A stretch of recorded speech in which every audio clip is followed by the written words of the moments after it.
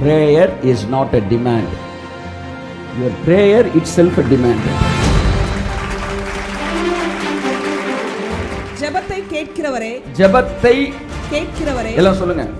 அப்படின்னா ஜெபம் எனக்கு வேணும், ஜெபம் எனக்கு வேணும் அப்படின்னு ஜெபத்தை கேட்கிறவரா? Demanding prayer or listening, hearing your prayer?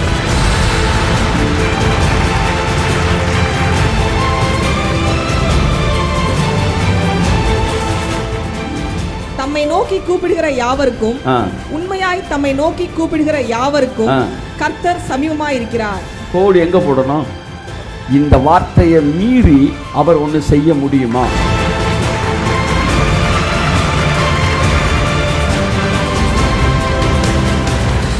அவரை தொட்ட யாவரும் சுத்தமானார்கள்னா என் கேள்வி என்ன? தொட்ட எல்லாருமே பரிசுத்தவான்களா?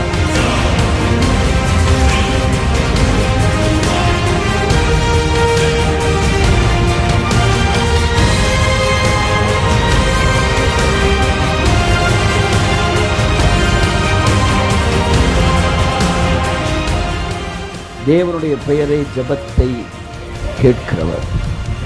இது அருமையான தேவ பிள்ளைகளே, நீங்கள் அவர்கிட்ட தைரியமாக வரலாம். அவர் ஜெபத்தை தள்ளுகிறவர் அல்ல, அவர் பேர் ஜெபத்தை கேட்கிறவர். யார் ஜெபத்தா? மாம்சமான யாவரும்.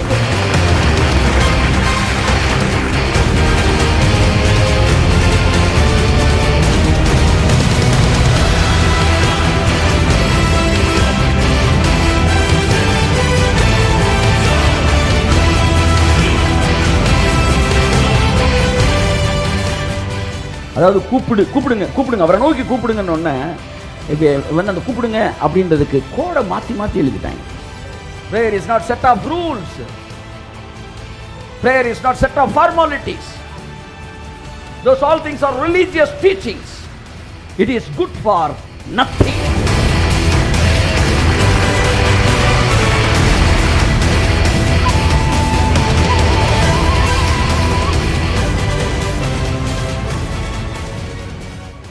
கர்த்தருடைய சித்தத்தின்படி ஜெபம் என்கிற தலைப்பிலே சில காரியங்களை நாம் பேசலாம் என்று நான் விரும்புகிறேன். நிச்சயமாக இந்த செய்தி நம் எல்லோரையுமே தேவனுடைய பிரசன்னத்தில் இன்னும் அடுத்த கட்ட இடத்திற்கு அழைத்து செல்லும். ஆமென். ஜெபம் அப்படின்னோடனே ஜெபம் தேவை அப்படின்னு பேசுகிற மட்டும் ஜெபம்ன்ற டைட்டிலில் இருக்கிற செய்தி கிடையாது. இல்லை சொல்கிறேன், ஜெபம் தேவையில்லைன்னு பேசினாலும் அதுவும் ஜெபம்ன்ற டைட்டில்லாம் வருது.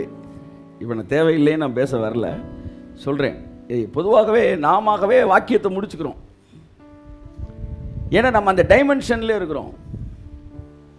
ஸோ வசனங்களை வாசிப்பதற்கு தேவனுடைய டைமென்ஷனுக்குள்ளே வரும்போது தேவன் என்ன சொல்ல வருகிறார் என்பது நமக்கு தெரியும். கர்த்தர் நல்லவர். ஸோ ஜெபம் என்கிற தலைப்பிலே ப்ரேயர் a better experience, இதுவரை இல்லாத ஒரு அடுத்த கட்ட அனுபவம். the next level glory in prayer, a beautiful experience, ஒரு சிறந்த அனுபவம். it was made complicated by the preachers only. அது பிரசங்கிகளாலே அது சற்று கடினமாக என்ன செய்யப்பட்டது, மாற்றப்பட்டது. காரணம், வேறு விதமான பரிமாணத்தில் அவர்கள் பார்த்தபடினாலே அவர்கள் வசனங்களை அவ்விதமாக நமக்கு போதித்தார்கள். நாமும் அவ்விதமாகவே அதை கற்றுக்கொள்ள ஆரம்பித்தோம். ஆனாலும் தேவனோ இரக்கத்தில் ஐஸ்வர்யம் உள்ளவராக இருந்து நம்முடைய வாழ்க்கையிலே இதுவரைக்கும் மேலான பல காரியங்களை செய்து வந்திருக்கிறார். ஆனாலும் தேவன் அடுத்த கட்டத்திற்கு வழி நடத்த விரும்புகிறார். பரிசுத்த ஆவியானவர் சகல சத்தியத்திற்குள்ளும் நம்ம என்ன செய்கிறார், வழி நடத்துகிறார். ஆமேன். Praise God. ஹல்லேலூயா. Praise God. ஆமேன். ஸோ என் அன்புக்குரியவர்களே, ஸோ கர்த்தருடைய ஆவியார் நம்முடைய கண்களை திறப்பாராக. நான் உங்களுக்கு தைரியமாக அப்படி இருக்கட்டும், தைரியமாக திட்டமிட்டு சொல்ல முடியும். இந்த செய்தியை கேட்க போகிற எல்லோரும் இம்மிடியட்டாக ப்ரேயர் அப்படின்ற ஒரு கனெக்ஷனுக்குள்ளே அவங்க இணைக்கப்படுவார்கள். ஆமென். நல்லா வீட்டில் போய் ஜெபிக்கின்றா அப்படின்லாம் இல்லாமல் இம்மிடியட்டாக அப்படியே தேவனோட கனெக்ட் ஆயிடுவாங்க. அதுவே பரிசுத்த ஆவியானவருடைய திட்டமாய் இருக்கிறது. ஆமென் சொல்லுவோம். ஸோ நீங்கள் ஜெபத்தின் மீது அதிக நம்பிக்கை உள்ளவர்களாக இருக்கிறீர்களா என்கிற கேள்வியிலிருந்து நான் தொடங்குகிறேன். என்னிடத்தில் நீங்கள் ஜெபத்தின் மீது நீங்கள் நம்பிக்கையுடையவரா என்று கேட்டால் நான் முற்றிலுமாக ஜெபத்தின் மீது எனக்கு நம்பிக்கை இல்லை என்றே சொல்லுவேன். ஏனென்றால் எனக்கு தேவன் மீது மாத்திரமே நம்பிக்கை இருக்கிறது. ஆனால் எங்கே போய்விட்டோம்? நாம் தேவனிடத்தில் வைக்கிற நம்பிக்கையிலிருந்து ஜெபத்தின் மீது இருக்கிற ஒரு நம்பிக்கைக்குள்ளாய் கடந்து சென்றோம். ஆகவே அன்புக்குரியவர்களே, எவ்வளவு நீங்கள் ஜெபத்தை குறித்து படித்தாலும் நம்முடைய நம்பிக்கை தேவன் மேலே இருக்கிறது. ஸோ என்னை பொறுத்த வரைக்கும் ஒரு மனிதன் தேவனிடத்திலே கேட்டு பெற்றுக்கொள்ளக்கூடிய இடத்திலே தேவன் மனிதனை படைக்கவில்லை. அப்படி தேவன் படைத்திருந்தால் ஆதாமை முதலாக படைத்துவிட்டு அப்புறம் அவன் ஜெபம் பண்ணவொன்னே வெளிச்சத்தை படைச்சிருப்பாரு. அடுத்தவன் ஜெபம் பண்ணவொன்னே சூரியனை படைச்சிருப்பாரு, சந்திரனை படைச்சிருப்பார், எல்லாம் கேட்க கொடுத்துருப்பாரு. ஆனால் அவன் கேட்டு கொடுக்குற இடத்துல தேவன் ஆதாமை படைக்கவில்லை. ஏனென்றால் அவன் கேட்பதற்கு முன்பாகவே அவனுடைய நினைவுகளை தேவன் அறிந்தவராயிருக்கிறார். நீங்கள் யாருக்கு முன்பாக நிற்கிறீர்கள்? உங்கள் நினைவுகளை அறிந்த தேவனுக்கு முன்பாக நிற்கிறீர்கள். You need not explain something to God. எதையாச்சும் ஒன்றை நீங்கள் புதிதாக தேவனுக்கு வெளிப்படுத்தி காட்ட வேண்டிய அவசியம் இல்லை. காரணம், உங்கள் தலைமுடி எல்லாம் எண்ணப்பட்டிருக்கிறது. தலைமுடி எல்லாருக்கும் நம்பர் போட்டு வச்சிருக்கிறார். நீங்கள் என்ன கேட்க வந்திருக்கீங்கன்னு அவருக்கு தெரியும். நாளைக்கு நீங்கள் என்ன கேட்க போறீங்கன்னு அவருக்கு தெரியும். முதல்ல நீங்கள் நல்லா அவரை தெரிஞ்சுக்கணும். நல்லா நீங்கள் தெரிஞ்சுக்கணும். ஜெபம் எப்போ தெரியுமா வல்லமை உள்ளதா மாறுது? எப்போ தேவன் வல்லமை உள்ளவர் நீங்கள் கண்டுபிடிக்கிறீங்களோ அப்போ தான் ஜெபமே வல்லமை உள்ளவராக மாறுது, வல்லமை உள்ளதாக மாறுது. ஸோ நல்லா கவனிங்க. கேட்டு பெற்றுக்கொள்ளக்கூடிய இடத்தில் தேவன் ஆதாமை படைக்கவில்லை. ஜெபம் அப்படின்னோடனே விண்ணப்பம்ன்ற ஏரியாவில் பேசுகிறேன், உறவுன்ற ஏரியாவில் இப்போ நான் பேசலை. விண்ணப்பம், அற்புதம், அதிசயம், ஆசீர்வாதம், இதெல்லாம் வாங்கிறதுக்கான ஜெபம். ஜெபத்துக்கு பல அர்த்தம் இருக்குது. அதில் ஒன்று இப்போ நான் என்ன பேசுகிறேன்னா, குறைவுகளை நிறைவாக்குகிற ஒரு ஜெபம். இந்த இடத்துல ஆதாமை கேட்டு வாங்கணும்னு வைக்கலை. அப்போ இந்த ப்ரேயர்னு ஒன்று எப்போ டிசைன் ஆச்சு தெரியுமா? எப்போ டிசைன் ஆச்சு சொல்லுங்க? மனிதன் வீழ்ச்சிக்கு பின்பாக தான் ப்ரேயரை டிசைன் ஆகுது. அதுக்கு முன்னாடி ப்ரேயர்னு ஒன்றே கிடையாது. எல்லாத்தையும் படைச்சிட்டு தான் அவனை படைச்சார். சார் அதெல்லாம் பிறக்கிறதுக்கு முன்னாடி தேவையானது. ஆனால் அவனை படைச்ச பிறகு அவன் கேட்டு தான் சார் கொடுத்தாருன்னு சொன்னீங்கன்னா தப்பு. ஏவாள் அவன் கேட்கவே கையெழுத்துக்கு கொடுத்தா வருது. ஆமாம், அதனால தான் எல்லா ரிஸ்கையும் அவரே எடுத்துக்கிட்டார். பாவம் கேட்காம நம்ம கொடுத்தோமே. சில வீட்டில் பாருங்கள், வம்பு பண்ணி கல்யாணம் பண்ணி வச்சுருவாங்க. அப்புறமேட்டு மருமக சரியில்லை, மாமியார் தான் ஓடி ஓடி போய் பார்த்துருக்கோம். பூ வைக்கிற அதை வைக்கிற ஊருக்குள்ளே பார்த்தா என் மருமக ஆச்சப்பச்சேன். அப்புறமேட்டு பஞ்சாயத்து. ஆனால் தேவனோ இரக்கத்தில் ஐஸ்வர்யம் உள்ளவராகி நம்ம ஏரியாவுக்குள்ளே அப்படி இல்லை. சரி, ஓகே. அப்போ என்னை பொறுத்தவரை தேவன்கிட்ட நான் உன்னை கேட்டு பெற்றுக்கொள்ள வேண்டிய இடத்துல தேவன் என்னை வைக்கவே இல்லை. இன்னும் நான் அதில் ரொம்ப ஸ்ட்ராங்காக இருக்கிறேன். என்னுடைய ப்ரீச்சிங் எதையுமே நான் கொஞ்சம் கூட மாற்றவே இல்லை. என் தேவைகளை அவர் அறிந்திருக்கிறார். என் வாயிலிருந்து சொல் பிறப்பதற்கு முன்பாகவே அது எல்லாவற்றையும் அவர் அறிந்திருக்கிறார். நீங்கள் வேண்டிக் கொள்ள துவங்குவதற்கு முன்பதாகவே எல்லாவற்றையும் தேவன் அறிந்திருக்கிறார். இந்த நினைவு என்னிடத்தில் இருக்கும்போது, யார் சொல்றா? பொண்ணு வாக்க போனானே, என் பேர் என்ன? எலியேசர். அவன் சொல்றான், எங்க எஜமானுக்கு ஒரு நல்ல எஜமானோட பையனுக்கு ஒரு நல்ல பொண்ணு கிடைச்சா நல்லா இருக்கும் என்கிற இந்த விண்ணப்பம் என் நினைவில் இருக்கும் போதே இதோ ரெபேக்காள் எதிராக வந்தாங்க. ரெபேக்காள் என்ன டிராவல் பண்ணி ஸ்பேஸில் டிராவல் பண்ணி வந்தா சொல்லுங்க? அப்படின்னா இவன் ஜெபிக்க ஆரம்பிச்சா வீட்டில் ரெபேக்காள் டபக்குன்னு தொடங்கி இங்கே வந்திருக்கணும். அப்போ ரெபேக்காள் எப்போ வீட்டை விட்டு கிளம்பினா? இவன் ஜெபிக்கிறதுக்கு முன்னாடியே கிளம்பிட்டா.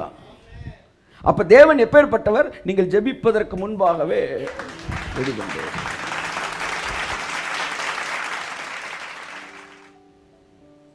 இப்படியே பேசிக்கிட்டே போனால் ஜெபமே இல்லாமல் ஆயிராதா? இனிமேல் தான் ஜெபமே எந்திரிக்கும் பாருங்க. இனிமேல் தான் ஜெபமே நம்ம லைஃப்குள்ள வந்து எந்திரிக்க போகுது.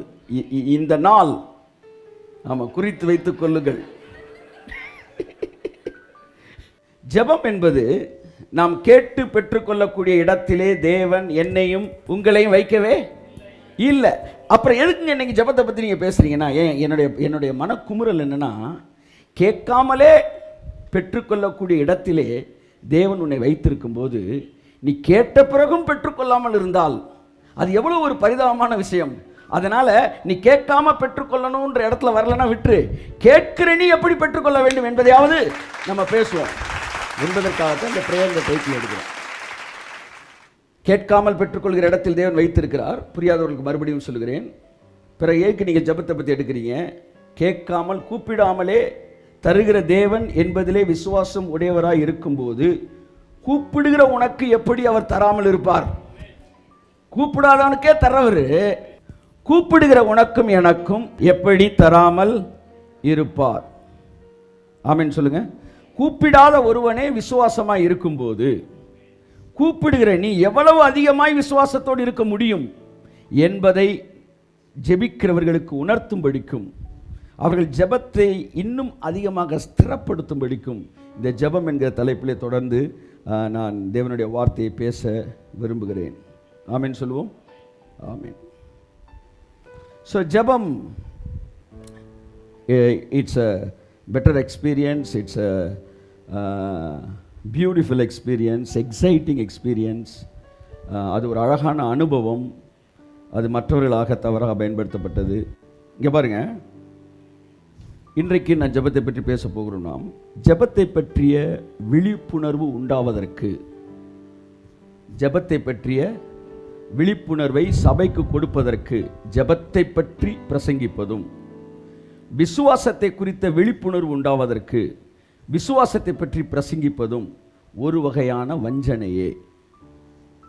கர்த்தருடைய ஆவியானவர் சொல்றாரு, ஜெபத்தை பற்றிய விழிப்புணர்வை ஏற்படுத்துவதற்கு நீ தேவனை பற்றி பிரசங்கித்தால், தேவனை பற்றி பேச பேச ஜெபம் தானாவே என்ன செஞ்சிடும்? வளர்ந்துடும். விசுவாசத்தை பற்றிய விழிப்புணர்வை தருவதற்கு நீ விசுவாசத்தையே பேசக்கூடாது. அங்கதான் தப்பு பண்ணிட்டோம் நம்ம. விசுவாசத்தை பற்றி பேசுறதுக்கு நீ விசுவாசிக்கிறவர் யாரு என்று பேசும்போது ஆட்டோமேட்டிக் விசுவாசம் என்ன செய்கிறது? வளருகிறது. ஸோ இன்னைக்கு நீங்கள் என்ன பண்ண போறீங்க? ஜெபத்தை பற்றி பேச போறீங்களா? ஜெபத்தை பற்றி தான் பேச போகிறோம். ஆனால் ஜெபத்தை பற்றி பேசலை, தேவனை பற்றி பேச போகிறோம். இந்த ஜெபம்ன்ற ஒரு விஷயத்தை கடவுள் எப்படி பார்க்குறாரு? அதாவது தேவன் எவ்வளவு சென்சிட்டிவானவர் அப்படின்றது தெரிஞ்சிருச்சுன்னா, உங்கள் ப்ரேயரை எவ்வளவு உங்கள் ப்ரேயரை எஃபெக்டிவாக மாற்றுறதுக்கு தேவன் எவ்வளவு சென்சிட்டிவானவர் அப்படின்னு தெரிஞ்சிருச்சுன்னா உங்கள் ப்ரேயர் ஆட்டோமேட்டிக்காக எஃபெக்டிவ் ஆகிடும். நீங்கள் ஜெபத்தை பற்றி படித்து ஜெபத்தில் வளர முடியாது. நீங்கள் தேவனை பற்றி படித்து தான் ஜெபத்தில் வளர முடியும். The more you know the characters of God, the more you will grow in prayer. நீங்கள் கடவுளை பற்றி அறிய அறிய ஜெபம் தானா வளருது. ஆமென். அதுதான் ஔவையார் சொன்னாங்க, வரப்புயர வரப்புயர அப்படின்னு பார்த்துட்டு ஒரு வரியில் சொல்லிட்டு போயிட்டாங்க. உடனே அந்த ராஜா கூப்பிட்டாரு, இங்கே வாங்க ஔவையார் பாட்டி அப்படின்னு. என்னை பற்றி புகழ்த்தி பாட்டு பாடினா வரப்புயரன்ட்டு போயிட்டீங்க அப்படின்னு. அந்த அம்மா சொன்னாங்க, தம்பி வரப்புயர நீர் உயரும், நீர் உயர நெல் உயரும், நெல் உயர குடி உயரும், குடி உயர கோன் உயர்வான். வரப்பு உயர்ந்தா நீர் உயரும், நீர் உயர்ந்தா நெல் விளையும், நெல் விளைஞ்சா குடிமக்கள் உயர்வாங்க, குடிமக்கள் நல்லா வந்துட்டாங்கன்னா வரி கட்டுவாங்க, ராஜா நல்லா ஆயிடுவாடா. அதனால நான் வரப்பு உயரன்னு சொல்லிட்டேன், அதுல எல்லாம் முடிஞ்சு. அப்ப நல்லா பாருங்க, ஜெபத்தை நீங்க பேசவே வேண்டாம், தேவனை பேசுங்கள். தேவனை அறிவதே ஜெபத்தில் வளருவது. அது ஒரு அழகான அனுபவம். நமக்கு பிரேயர் ஒரு டிமாண்டு கிடையாது. அதையெல்லாம் கலை எடுப்பதே இந்த நாளில் செய்தியின் நோக்கமாயிருக்கிறது. Prayer is not a demand. Your prayer itself a demand. கைத்தட்டு வருது அவருக்கு. ஆமென். That means my prayer is my demand. That's not God's demand. Amen. So கர்த்தர் நல்லவர் அன்புக்குரியவர்களே.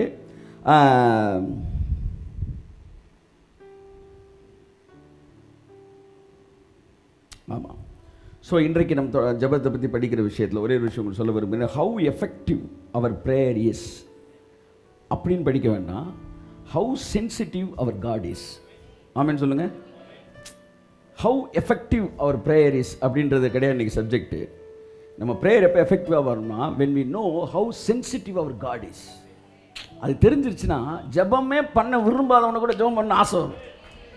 ஆகவே அன்புக்குரியவர்களே, கர்த்தருடைய ஆவியானவர் நம்மை நிரப்புவாராக, நம்மை ஆசீர்வதிப்பாராக, நம்மை பெருக பண்ணுவாராக.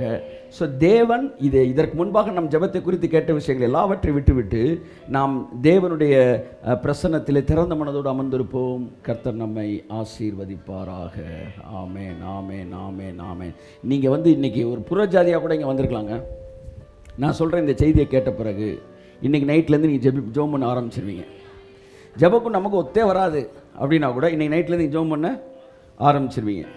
ஏன்னா அதுதான் தேவன். ஓகே, கர்த்தர் நல்லவர். ஸோ நான் சொல்ல வருகிற விஷயத்தோட பாட்டம் லைன், முதலாவது ஜெபம்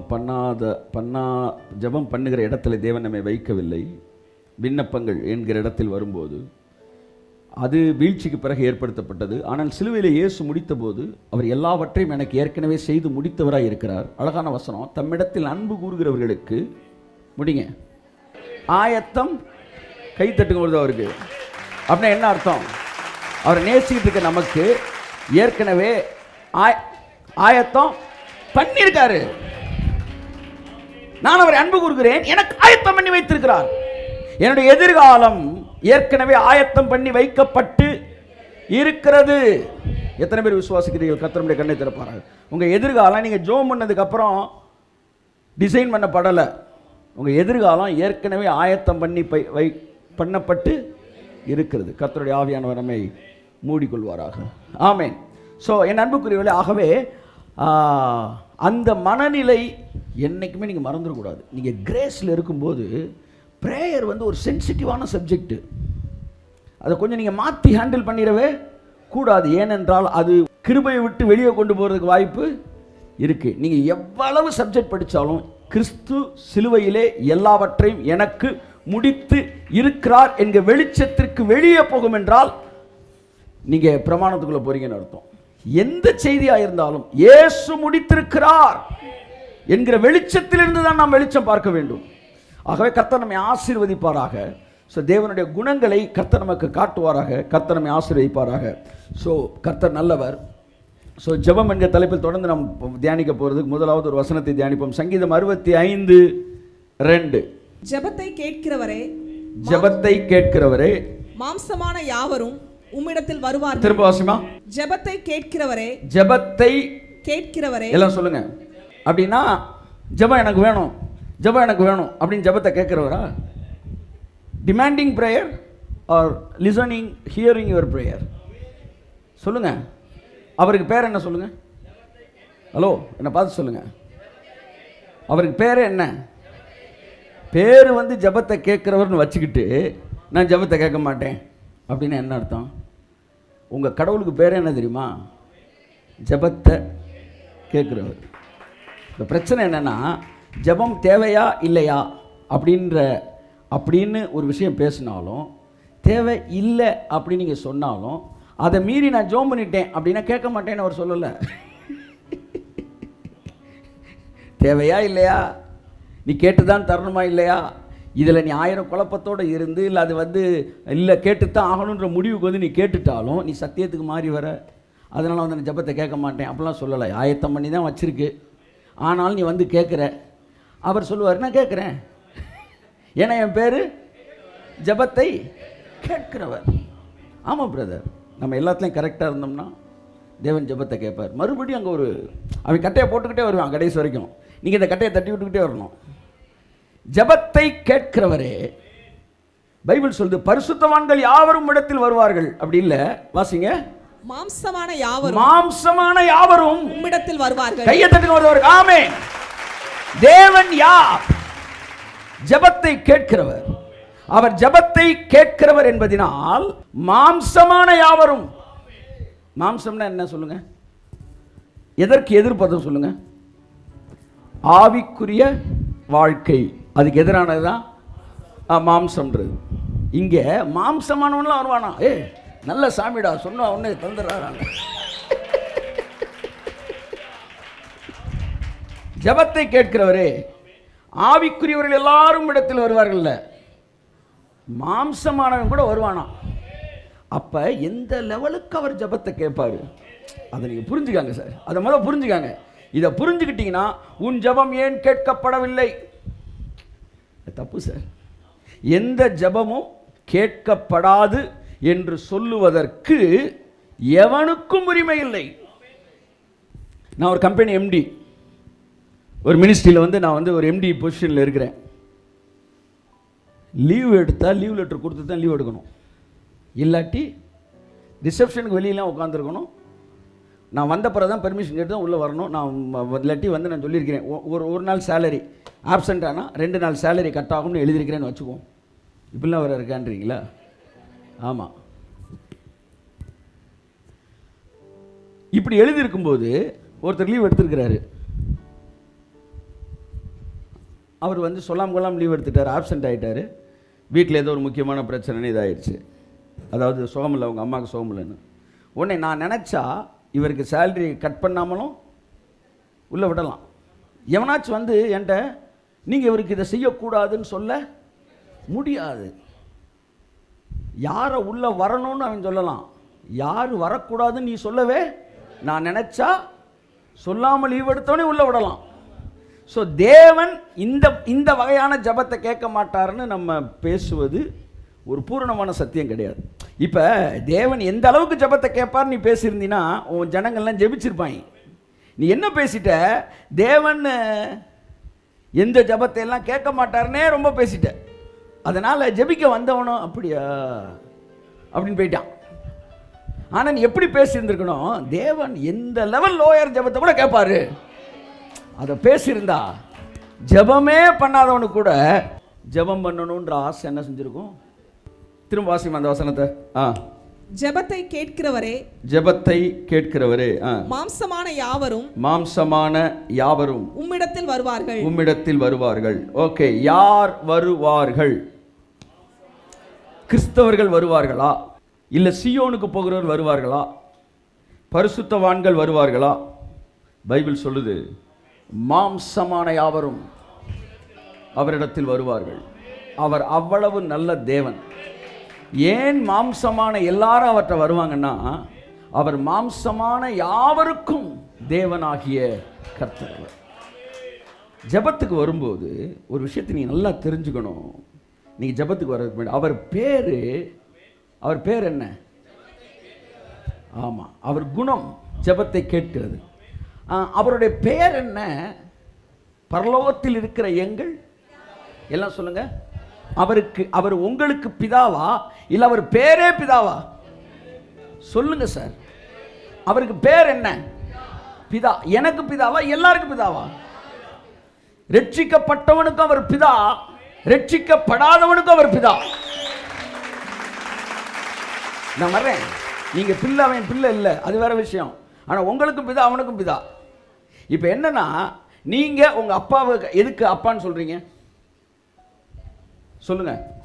சொத்து எழுதி வைக்கிறனாலயா? சொத்து யார் வேணா எழுதி வைக்கலாம், அப்பா ஆயிட முடியாது. கேர் எடுக்கிறனாலயா? எதனால அப்பா? என்ன அவரு உருவாக்குனார், என்ன அவரு பெற்றார், அதனால எனக்கு அப்பா. அப்ப அப்பானா என்ன? யார் சிருஷ்டிக்கிறாங்களோ அவர் தான் அப்பா. இப்ப என்ன சிருஷ்டித்தது யாரு? அவர் தான். எனக்கு அவர் யாரு? அப்பா. அவனை சிருஷ்டித்தது யாரு? அப்ப அவனுக்கு யாரு? அப்பா. ஒன்ன புரிஞ்சுக்கணும். அவர் ஏன் எல்லார் ஜெபத்தையும் கேட்கிறாரு தெரியுமா? அவர் எல்லாருக்கும் அப்பா. நீ உள்ள இருக்கிறவன் ஜெபமே ஏன் கேட்கப்படலன்னு பேசிக்கிட்டு இருக்க. நான் வெளியே இருக்கிறவன் ஜெபத்தை கேட்பாரு.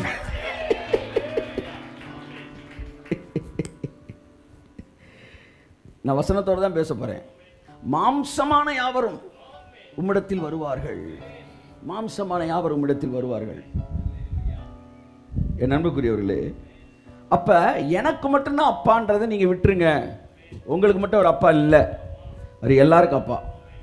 அப்போ ஒரு வசனம் சொல்லுதே, அவரை ஏற்றுக்கொண்டவர்கள் எத்தனை பேரோ அத்தனை பேரும் பிள்ளைகளாகும்படி அவர்களுக்கு அதிகாரம் கொடுத்தார். அப்ப ஏற்றுக்கொண்டால்தான் பிள்ளை, இல்லாட்டி இல்லை. அப்படிதான் நம்ம நினைக்கிறோம். அப்படி கிடையாது. நீ ஏற்றுக்கொண்ட போது தான் நீ பிள்ளையான. ஆனால் ஏற்றுக்கொள்வதற்கு முன்பாகவே அவர் அப்பாவாக தான் இருந்தார். நல்லா புரியுதா உங்களுக்கு? நீ ஏற்றுக்கொண்ட பிறகு பிள்ளையா? நீங்கள் ஏற்றுக்கொள்றதுக்கு முன்னாடி பிள்ளை இல்லாமல் இருந்தீங்கன்னு வச்சுக்கோமே. ஆனால் அவர் நீ ஏற்றுக்கொள்றதுக்கு முன்னாடி அப்பாவாக தான் இருந்தார். நீ ஏற்றுக்கொண்ட பிறகு நீ தான் பிள்ளையா இருக்க. நீ ஏற்றுக்கொண்டனால் நான் அப்பாவாகல, நான் எப்பவுமே அப்பா தான்.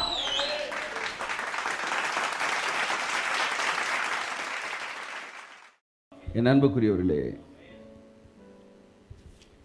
தேவனாய கர்த்தர் ஆசீர்வதிப்பாராக. சிம்பிளாக சொன்னால், நீங்கள் உள்ளே இருக்கிற பிள்ளை, அவங்க வெளியே இருக்கிற பிள்ளை. உள்ளே இருக்கிற பிள்ளை ஆசீர்வாதத்தை என்ஜாய் பண்ணுது. வெளியே இருக்க பிள்ளைக்கு ஆசீர்வாதம் இருக்கா? இருக்கு, ஆனால் அவன் என்ஜாய் பண்ணலை, அவ்வளோதான் மேட்ரு. ஸோ தூதர்கள் அவருக்கு யார் தெரியுமா? தூதர்களுக்கும் அவர் பிதாவாம். அவர் தான் ஃபவுண்டர். எல்லாருக்கும் அவர் பிதா தான். ஆமேன்னு சொல்லுங்க. ஸோ நீங்கள் அவருக்கு பிள்ளைகளாக இருக்கிறீர்கள். ஸோ நான் என்ன சொல்ல வரேன்னா, அவர் எனக்கு அப்பானா, he has the responsibility to answer my prayer. அப்பானா பிள்ளை கேட்கறத கொடுக்கறதுக்கான பொறுப்பும் அதற்கான கடமையும் அந்த தகப்பனுக்கு இருக்கிறபடினால், நான் என் தகப்பனிடத்தில் போகும்போது என் தகப்பன் கட்டாயம் எனக்கு பதில் கொடுப்பார். காரணம், அவர் எனக்கு பிதாவாய் இருக்கிறார். பிதாவாய் இருக்கிறார். அதனால இயேசு கிறிஸ்து ஜெபம் பண்ண தொடங்கும்போது எங்கள் பிதாவேன்னு தொடங்க சொல்றாரு. முதல்ல அதுல நீ கனெக்ட் ஆகணும். ஒரு பிதா தம் பிள்ளை வந்து இந்த ரூட்ல வா அந்த ரூட்ல வான்னு பேச மாட்டான் சார். சொல்ற புரியுதா இல்லையா உங்களுக்கு? ஸோ அந்த உறவை நீங்கள் புரிந்து கொண்டால் ஜெபத்தை வந்து நீங்க வேற மாதிரி யோசிக்கவே மாட்டீங்க.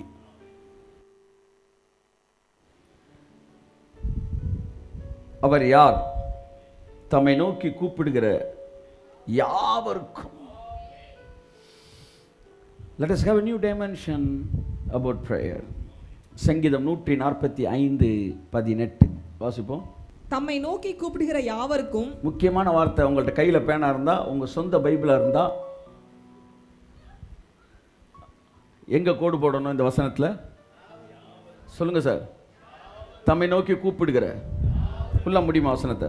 தம்மை நோக்கி கூப்பிடுகிற யாவருக்கும், உண்மையாய் தம்மை நோக்கி கூப்பிடுகிற யாவருக்கும் கர்த்தர் சமீபமாய் இருக்கிறார். கோடு எங்க போடணும்? இந்த வார்த்தையை மீறி அவர் ஒன்று செய்ய முடியுமா? பைபிள் சொல்லுது, கூப்பிடுகிற யாவருக்கும் அவர் சமீபமாக இருக்கிறார். கரங்களை தட்டி கர்த்தருக்கு நன்றி சொல்லுவோம்.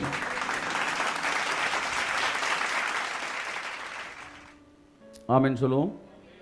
அவரை நோக்கி கூப்பிடுகிற யாவருக்கும் மட்டும் இல்லையா, அவரை நோக்கி கூப்பிடுகிற யாவற்றுக்கும் அவர் சமீபமாக இருக்கிறார். மனுஷன் கூப்பிட்டா மட்டும் இல்லை, இந்த காக்கா குஞ்சு இதெல்லாம் கூப்பிட்டா கூட உடனே பதில் கொடுப்பார் அந்த தேவன். ஆமென் சொல்லுங்க. சங்கீதம் 147:9 வாசிங்க. அவர் மிருக ஜீவன்களுக்கும் கூப்பிடுகிற காக்கை குஞ்சுகளுக்கும் ஆகாரம் கொடுக்கிறார். என்ன சார், என்ன சார், எப்படி சார் உங்க ஜபத்துக்கு பதில் தர மாட்டார்னு யார் சார் சொன்னது?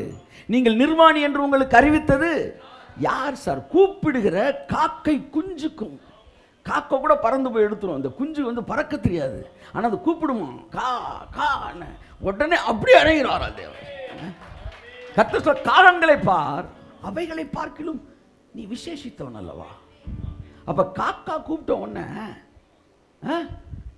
அவர் உடனே வந்து கொடுத்துறாராம். அவருக்கு பேர் ஏன் தெரியுமா அவர் கொடுக்குறாரு? அவருக்கு பேரு ஜெபத்தை கேட்கிறவர். கூப்பிடுகிற யாவருக்கும் அவர் சமீபமானவர். இந்த யாவருக்கும் அப்படின்ற இடத்துக்குள்ள நீங்க வந்துட்டீங்கன்னா, நீங்க இருக்கீங்களா இல்லையா? நீங்க இருக்கீங்களா இல்லையா? நீதிமான்கள்ன்றதுலேயே நீங்க இருக்கிறீங்க. அதைத்தான் நம்ப முடியல. இந்த யாவருக்கும் இருக்குல்ல, யாவர்லாம் யாவர் தானே, அப்ப அதுக்குள்ள நான் வரணும்ல, அதை விட நம்ப முடியல. அவரை தொட்ட யாவரும் சுஸ்தமானார்கள். அப்படியே திறக்குது பாருங்க கதவு மனசுக்குள்ள. இந்த திறக்குதுல, இதுக்கு பேர் தான் விசுவாசம். இப்போ இந்த நாலேஜோட போகிறேன்ல, இதுக்கு பேர் தான் விசுவாசத்தோடு நான் போகிறது. இப்போ என்னன்னா, அவரை தொட்ட சொல்லுங்க யாவரும் சுஸ்தமானார்கள். அவரை நோக்கி கூப்பிடுகிற யாவருக்கும் அவர் சமீபமானவர். அவர் மாம்சமாகிய யாவருக்கும் தேவனாகிய கர்த்தர். சங்கீதம் 70:4 தம்மை தேடுகிற யாவரும் சந்தோஷப்படுவார்கள். வாசிங்க 70:4. உம்மை தேடுகிற யாவரும் உம்மில் மகிழ்ந்து சந்தோஷப்படுவார்களாக. உமது ரட்சிப்பில் எங்க ஓடு போடணும்? தேடுகிற யாவரும். இப்போ இதுலேருந்து என்ன சொல்ல வரீங்க? நீங்கள் நைட்டு போய் நீங்கள் ஜோம் பண்ணுறீங்க, உங்கள் ஜெபத்துக்கு பதில் தருவாரா மாட்டாரா? இவ்வளோ வசனம் இருக்குது பாருங்கள். வாழ்க்கையில் 2 ஸ்டைல் ஆஃப் ஃபெய்த் தாங்க. ஒன்று, தேவன் ஏற்கனவே கொடுத்துருக்கிற ப்ராமிஸின் அடிப்படையில் என்ன ஆசீர்வதிப்பார் என்கிற அடிப்படையில் அந்த லெவல் விசுவாசத்தில் இருக்கிறது. செகண்ட் லெவல் ஃபெய்த் என்னன்னா, நான் கேட்குற எல்லாத்துக்கும் அவர் பதில் தருவார். இது செகண்ட் லெவல் ஃபெய்த் தான். ஸோ நீ கேட்குறதுக்கு அவர் பதில் தருவாருன்னும் போது உன் லைஃப்பை நீ டிசைன் பண்ணுற. அவர் ஏற்கனவே வச்சிருக்கிற ப்ராமிஸ் எல்லாம் எனக்கு நிறைவேற்றுவார்ன்றது அந்த டிசைன் பண்ண நான் என்ன செய்கிறேன்? ஆசீர்வதிக்கப்படுறேன். நான் இன்செக்யூராக ஃபீல் பண்ணும்போது நான் கேட்டாதான், எனக்கு இப்போ ஒரு அர்ஜென்ட் நீட் இருக்குது, எனக்கு பைபிளில் என்ன ஆசீர்வாதம்லாம் இருக்குன்னு தெரியல, அதெல்லாம் படிச்சுட்டு நான் நிற்க முடியாது, எனக்கு இப்போ ஒரு அர்ஜென்ட்டாக ஒரு நீட் இருக்குது, நான் எந்த ப்ராமிஸின் அடிப்படையில் போகிறது அப்படின்னா, ஜெபத்தை கேட்கிறவரே மாம்சமான யாவரும் உம்மிடத்தில் வருவார்கள், கேளுங்கள் உங்களுக்கு கொடுக்கப்படும். இது எல்லாமே ப்ராமிஸ் தான். நீங்கள் இப்போ ஜெபத்தின் அடிப்படையில் வரல, இப்போவும் நீங்கள் எதன் அடிப்படையில் வரீங்க? ப்ராமிஸின் அடிப்படையில் தான் நீங்கள் வரீங்க. ஆமென் சொல்லுவோம். ஸோ ஜெபத்தை குறித்து சொல்லப்படுவதும் ப்ராமிஸ் தான். நான் அடிக்கடி ஒரு தடவை சமீபத்தில் கர்த்தரோட பேசும்போது, ஆண்டவரே நான் ப்ராமிஸை நம்புகிறேன், நான் ஜெபத்தை நம்பலைன்னாரு. ஜெபத்தை பற்றி ப்ராமிஸ் கொடுத்துருக்கேன், அதை நம்புறியான்னாரு.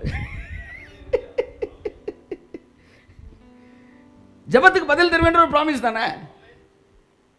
ஓ, இப்போ நான் ஜெபம் பண்ணுறேன், இப்போ நான் ஜெபத்தை நம்பலை, இப்போ நான் ப்ராமிஸை நம்புகிறேன். என்ன ப்ராமிஸ்னா, நான் ஜெபம் பண்ணால் அவர் கேட்பார்ன்ற ஒரு ப்ராமிஸ் இருக்குது, அந்த ப்ராமிஸை நம்புகிறேன், அதனால நான் ஜெபம் பண்ணுறேன்.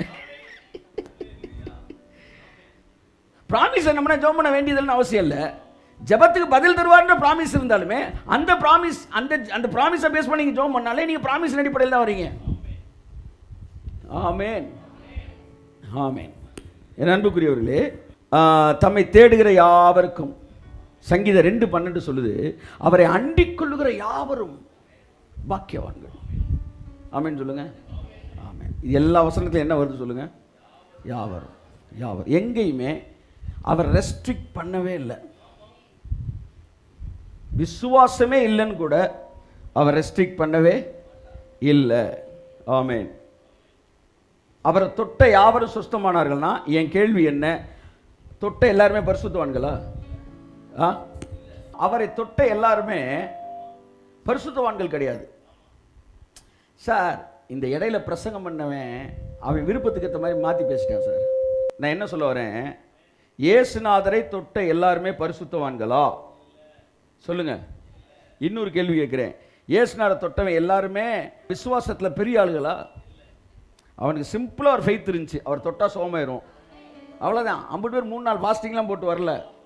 இப்படியே சொல்லி நல்லா பிரசங்கம், இல்லை அந்த பிரசங்கம் தான் எங்களுக்கு பிடிக்கும் அப்படி சொல்லிட்டு தான் இவன் ப்ரேயரை பண்ணுறதில்ல. புரியுதா? ஜெபத்தை என்னைக்கு நீ பிஹெச்டின்னு பேசுனியோ 2 பேர் தான் முடிக்கிறாங்க சர்ச்சில். நான் சொல்கிறேன், ஜெபம் பிஹெச்டி இல்லைப்பா, இட்ஸ் எலிமெண்ட்ரி. அதனால் நம்ம சர்ச்சில் 50 பேர் ஜெபம் பண்ணுறாங்க. ஆமென். ஜெபம் எளிமையானது நீங்கள் நினைப்பதை விட. ஏனென்றால் தேவன் இனிமையானவர் நீங்கள் நினைப்பதை விட. என் அன்புக்குரியவர்களே, தம்மை நோக்கி கூப்பிடுகிற யாவருக்கும் அவர் சமீபமானவர். Praise God. ஹல்லேலூயா. ஸோ நான் என்ன சொல்ல வரேன் என்றால், ஜெபத்துக்கு வர்றதுக்கு முன்னாடி எந்த ஜெபத்தை எல்லாம் அவர் கேட்க மாட்டார்ன்ற மைண்ட் செட்டில் இருக்காதீங்க. இந்த காக்கை குஞ்செல்லாம் கூப்பிடுதான் கான்னு. எனக்கு ஒரு ஞாபகம் வந்துச்சு. ஒரு ஊழியக்காரர் சொன்னார், 1 மணி நேரம் ஜெபிப்பது எப்படி? 15 நிமிடம் ஸ்தோத்திரம், 15 நிமிடம் பாடல், 15 நிமிடம் விண்ணப்பம். இப்போ இந்த காக்கா எப்படி என்ன செய்யுது? முதல் 5 நிமிஷம் கா கா அப்படின்னு தொடங்குதா? இல்லை இல்லை இல்லை, அதான ப்ரொசீஜரு. முதல் 5 நிமிஷம் பாட்டு பாடணும், சரியா? அப்புறம் 1000 தோத்திர பலி. அப்பா பிதாவே தோத்திரம், அன்பின் பிதாவே தோத்திரம், நித்திய பிதாவே. என்னையா யாரையா நீ எங்க இருந்தியா வந்த? இவங்கெல்லாம் பெரிய உன்னதமான பிரசங்கியெல்லாம் அது புரியல. காக்கா எப்படி கூப்பிடுது? கா கா, அவ்வளவுதான். அது காண என்ன அர்த்தமா? அவருக்கு தா தான் கேக்குது. ஹலோ, உன் பிள்ளை பப்பு அப்படின்னாலே நீ பருப்புன்னு கண்டுபிடிக்கிறீல, அப்படின்னா பாலுன்னு கண்டுபிடிக்க. உனக்கு அறிவு இருக்கு, அவருக்கு இல்லையா? பெரிய வந்து நாங்களாம் ஜபத்தை ஒரு குறைச்சி பேசுறேன் இல்ல, ஜபத்தை குறைச்சி தான் பேசுறேன், தேவனை கூட்டி பேசிக்கிட்டு இருக்கிறேன். இப்படி ஜபிக்கணும் அப்படி ஜபிக்கணும் அப்படி ஜபிக்கணும்னா இந்த பூமியில ஊமையா இருக்கிறவனுக்கு பதிலே கிடையாது. ஆமா, நீ சொன்ன மாதிரி வாயை திறக்கணும்ல. ஐயா வந்திருக்கிறதே வாயை திறக்கிறதுக்கு தான் வந்திருக்கா.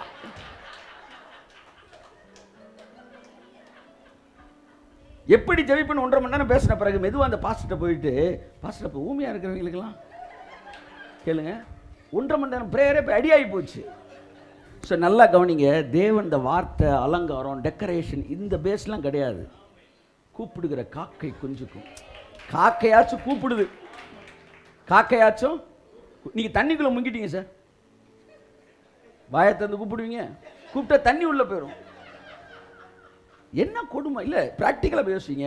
நம்ம இதுக்கு முன்னாடி இருந்தவங்க யோசிக்கலை, அதனால் நீ ஏமாத்திட்ட. சரி பரவாயில்ல, அந்த காலகட்டத்துக்கு அவர்கள் நன்மை செய்தார்கள், கர்த்தர் அவர்களை ஆசீர்வதிப்பாராங்க. அதுக்கு மேலே பேசக்கூடாது. நம்ம இந்த காக்கையாச்சும் கூப்பிடுதான், திமிங்கலம் கூப்பிடவும் செய்யாதான். இப்படி அப்படி பார்க்குமா? நீர் விளையாடும்படிக்கு நீர் உண்டாக்கின திமிங்கலங்கள். திமிங்கலத்தை படைச்சதுக்கு நோக்கம் என்ன தெரியுமா? விளையாடு, நல்லா விளையாடு தண்ணி.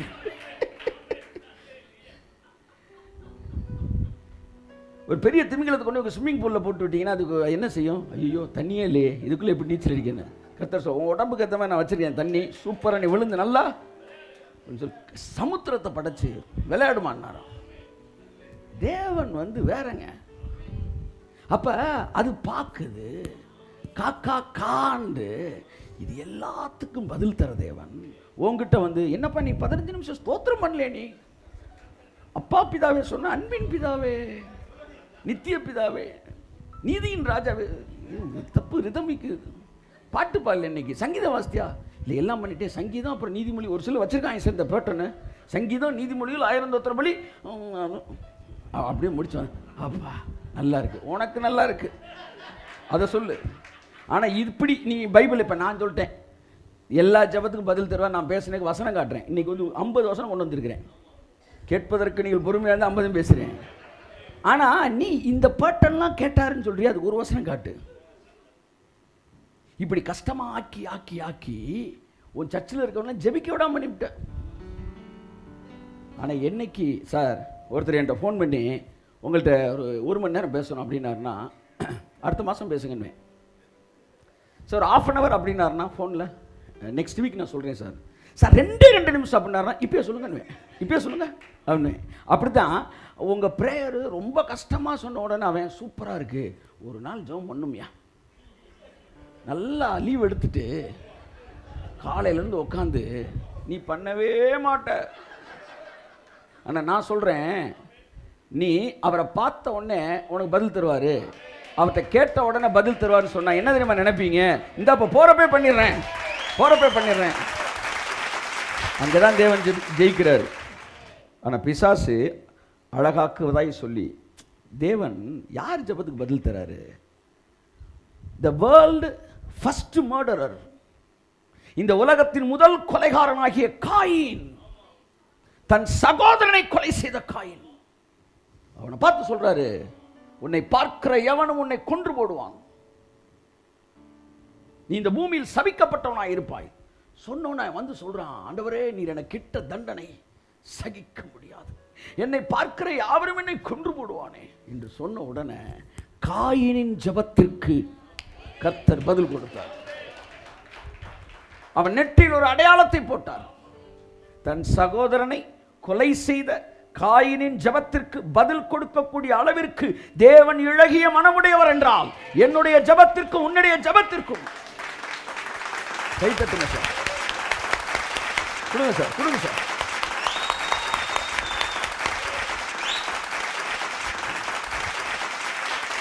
காயின் ஜெபத்துக்கே பதில் கொடுத்தாரு. இதை விட ஒரு பெரிய மேட்டர் சொல்றேன், இருதயத்தை திறப்படுத்திக்காங்க.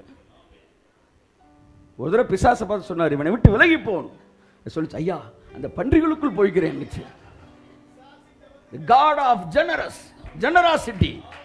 அப்படியா? சரி போ.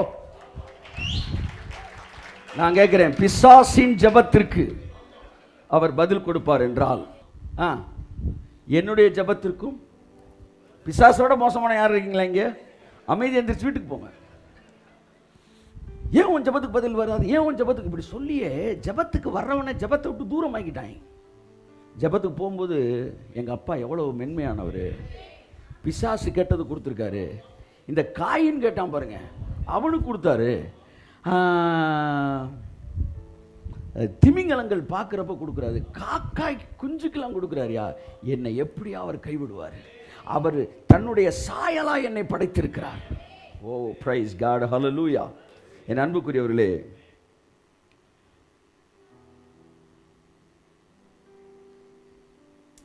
அதாவது இதற்கு முன்பாக சொல்லப்பட்ட செய்திகள் எல்லாம் உங்கள் ஜெபத்தை எப்படி வல்லமையுள்ளதாய் மாற்றுவது என்று சொல்லிக் கொடுப்பதிலே நேரம் செலவழித்து விட்டார்கள். ஆனால் அதை விட்டுவிட்டு தேவன் உங்கள் ஜெபத்தை எப்படி பார்க்குறாரு என்பதை சொல்லிக் கொடுத்துருந்தா, தேவன் என் ஜெபத்தை எப்படி பார்க்குறாரா என்கிற எண்ணம் என்ன செய்யும்னா என்னை ஜெபிக்கிறவனாய் மாற்றியிருக்கும். ஜெபத்திற்கு வரும்போது தேவையானது ஜெபத்தை குறித்த அறிவல்ல, தேவனை குறித்த அறிவு. தேவனை குறித்த அறிவு. ஆமென் சொல்லுவோம். ஹல்லேலூயா. ஜனங்கள் ஜெபத்திற்கு ஏன் வருகிறார்கள்? எப்போ அவன் விசுவாசம் அப்படியே நடுங்குதோ, எப்போ அவனுடைய வாழ்க்கையில் தேவைகள் பெருகுதோ, சிவியரான நீடு, வீக்னஸ், சிக்னஸ், டிசீஸ், கதறல், கண்ணீர், புலம்பல், அழுகை, இவைகளின் மத்தியில் தான் தேவனை நோக்கி ஒருத்தன் கதறிட்டு வரான். அப்படி வர்றவனை பார்த்து, நீ லைசன்ஸ் வச்சிருக்கியா? நீ ஆர்டிஓவில் பதிஞ்சிருக்கியா? இது பண்ணியிருக்கியா? அந்த சர்டிஃபிகேட் வச்சிருக்கியா? இப்போ அப்படி கேட்டார்னா, சார் நீங்கள் ஒருத்தனை வந்து ஆக்சிடென்ட் ஆகிடுச்சு சார், அவனை தூக்கிட்டு போறீங்க சார் ஒரு டாக்டர்கிட்ட, சார் உங்களுக்கு ட்ரீட்மெண்ட் கூட அவர் சொல்கிறாரு, எஃப்ஐஆர் ஃபைல் பண்ணியா? என்ஓசி வச்சிருக்கியா? சார் உயிர் போயிட்டுருக்கு சார், சார் உயிர் போயிட்டுருக்கு சார். இல்லை இல்லை இல்லை, எல்லாம் ரூல்ஸ் தான் சார் முக்கியம், ரூல்ஸ் முக்கியம். இப்படி பேசினா அவன் மனுஷனா மிருகமா? சொல்லுங்க சார்.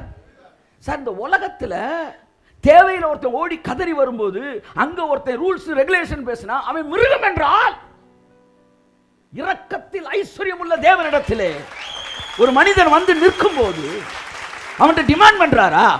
யார் யார் சொல்லி கொடுத்தது? அப்படி டிமாண்ட் பண்ணானா அவர் மிருகம். மிருகம். என் தேவன் அப்படிப்பட்டவர் அல்ல, அல்ல. ஆமென், ஆமென்.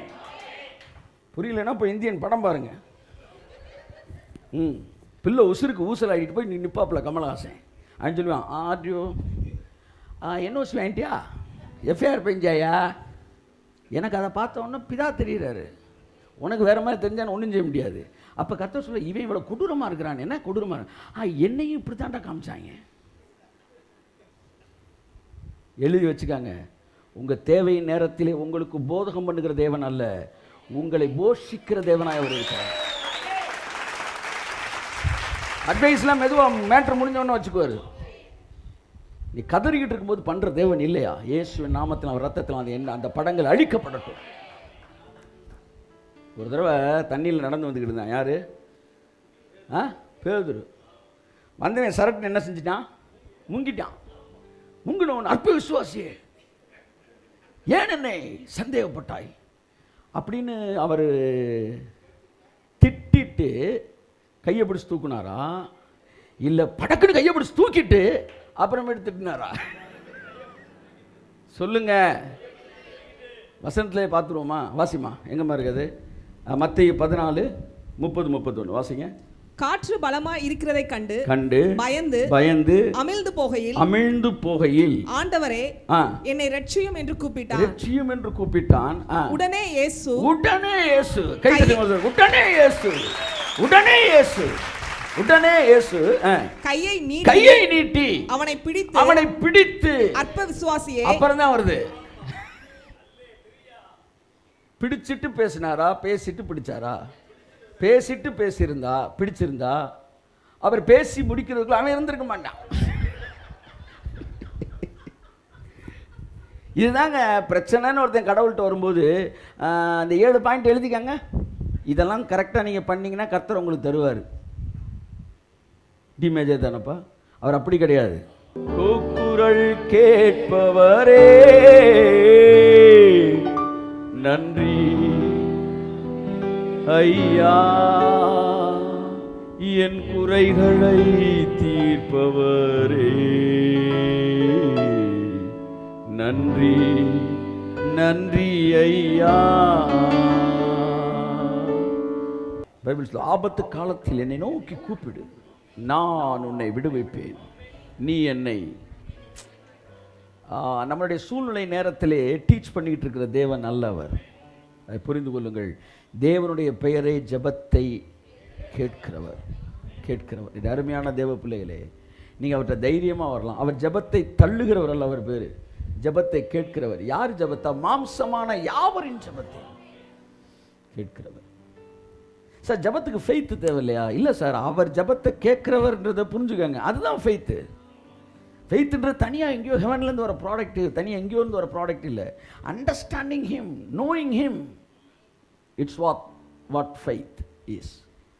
அவரை புரிந்து கொள்வது தான் விசுவாசம். நீங்கள் ஜோம் பண்ணிட்டு நிம்மதியாக நீங்கள் தூங்கலாம். ஏன்னா அவருக்கு பேர் ஜெபத்தை கேட்கிறவர். கட்டாயம் என் ஜெபத்திற்கு பதில் தருவார். ஆமென் சொல்லுவோம். கரங்களை தட்டி கர்த்தருக்கு நன்றி சொல்லுவோம். ஆமென் ஆமென்.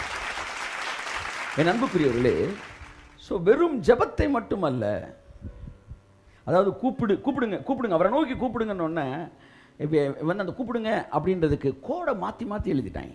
கூப்பிடுங்க அப்படின்னோடனே கதறுங்க, கண்ணீர் விடுங்க, அவரை போட்டு சுரண்டுங்க. ஆனால் அப்படி இல்லையே. அந்த போகிற அவரை கூப்பிடு தம்பி அப்படின்னா சார் சார் அவ்வளோ முடிஞ்சு. இதான் கூப்பிடுறது, இதானே கூப்பிடுறது. அப்போ பைபிளுக்கு கூப்பிடுறதுன்னா வேற பேர் வச்சுக்கிற, நேரில் கூப்பிடும்போது வேற கூப்பிடுறேன்னா. ஒருத்தன் சொன்னா ஐயரே அப்படின்னா அவ்வளோதான். அங்கனக்குள்ள 1/2 மணி நேரம் உபவாச ஜெபம் பண்ணிக்கிட்டு இருந்தான். இல்லை சார், ஏசு ஐயரே எங்களுக்கு இறங்கும். அந்த ஒரு வரி 30 வருட வியாதியை சுகமாக்கியது. ஜெபம்னு ஒன்னே தேவையில்லை சார் அவருக்கு. ஏன் தெரியுமா? ஜெபம் என்னவென்றால் உங்கள் விருப்பத்தை மீறி அவர் ஒன்று செய்யக்கூடாது. ஏன்னா உங்களை வந்து அவர் தேவனை மாதிரி படைச்சிருக்காரு. அப்போ உங்கள்கிட்ட இருந்து வர பெர்மிஷன் தான் ப்ரேயர், உங்களுடைய டிசையர் தான் ப்ரேயர். 38 வருஷம் வியாதியாக இருந்தவனை பார்த்து கேட்டார், நீ சோமான் விரும்புறியான்னு கேட்டார். அவன் விரும்புகிறேன் நான் பாருங்க, அவ்வளோதான் ப்ரேயரு. 38 வருஷம் வியாதிக்கு 3 நாளாக உபவாசம் போட்டான். அப்போ தேவன் எப்படி ஹேண்டில் பண்ணுறாரு, எப்படி டீல் பண்ணுறாரு தம் பிள்ளைகளை. தம்பி இது 3 நாள், இது வந்து 3 வருஷ வியாதி, அதனால் 1 நாள் ஜோம் பண்ணு. 38 வருஷம் வியாதி, இது 3 நாள் ஜோம் பண்ணு அப்பெல்லாம் சொல்லலையே அவர். அவ்வளோதான். இதை புரிஞ்சுக்கிட்டனால தான் இயேசு பிதாட்ட எல்லா ஜெபத்துக்கும் பதில் வாங்கினார். எல்லா ஜெபத்துக்கும் பதில் வாங்கினார். காரணம் அவருக்கு தெரியும், என் பிதா வந்து என் ஜெபத்துக்கு ஒரு நாளும் பதில் கொடுக்காம இருக்கவே. அவருக்கு ஒரு ஸ்ட்ராங் ஹோப் இருந்துச்சு, நீர் எப்போதும் எனக்கு செவி கொடுக்கிறீர். ஜெபிக்கிறவனுக்கு இருக்க வேண்டிய ஒரு பெரிய வெளிப்பாடு என்னன்னா, அவர் எங்களுக்கு எப்போதும் செவி கொடுக்கிறவர். கெனத் ஹேகின் சொல்றார், 50 வருடம் நான் ஜெபித்திருக்கிறேன், என்னுடைய 50 வருட ஜெபத்திலே ஒரு ஜெபத்திற்கு கூட நான் பதில் வாங்காமல் இருந்தது இல்லை. பிரேயர்ன்றது என்னுடைய டிசையரை நான் காட்டுறது தானே ஒழிய அது ஒரு டிமாண்டு கிடையாது. இந்த ஃபார்மெல்லாம் ஃபில்அப் பண்ணுங்க சார், அவர் உயிருக்கு போராடிட்டு இருக்காரு, ஃபார்மை ஃபில்அப் பண்ணுங்க சார். ஃபில்அப் பண்ணி முடிக்கும்போது அவர் செத்துருவார். Prayer is not a formality which should be fulfilled. It is the sharing of the feelings. Sharing the feelings.